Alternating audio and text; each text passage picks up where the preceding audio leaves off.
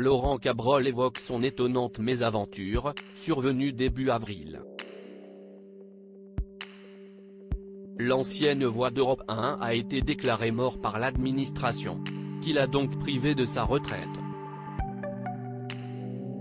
Une surprise désagréable. Visage inoubliable du téléshopping sur TF1, durant près de 15 ans, Laurent Cabrol est aussi resté dans la mémoire des auditeurs d'Europe 1. Entre autres émissions, il était bien évidemment en charge des bulletins météo de la station entre 1986 et 2021, avant de prendre sa retraite.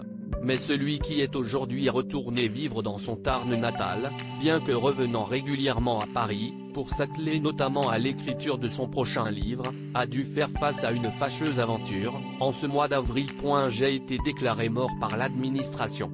Interrogé dans les colonnes de France Dimanche, dont il est d'ailleurs un ancien chroniqueur, Laurent Cabrol raconte « J'ai justement eu une drôle de mésaventure au début du mois. Je ne recevais pas ma retraite, alors j'ai appelé, et l'on m'a répondu que j'avais été déclaré mort par l'administration.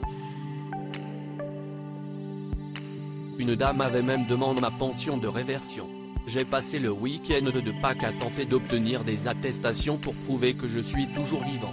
Et je n'ai toujours pas eu ma pension, a-t-il vivement regretté, espérant que cette situation se régularise au plus vite. Une retraite bien trop faible selon Laurent Cabrol. Invité de chez Jordan, le mardi 28 février dernier, le septuagénaire avait justement évoqué le montant de sa retraite, détaillant la source de ses revenus. Les gens qui ont fait plusieurs émissions comme moi, ont eu, à la fois un salaire bas et donc une retraite relativement basse. Et puis ils ont, aussi, des maisons de production. Donc, la retraite est, issue, de deux parts différentes, une petite part officielle et une part de mes sociétés. Avec une maison de production, vous avez gagné un peu plus d'argent, mais vous devez payer des secrétaires, les techniciens etc.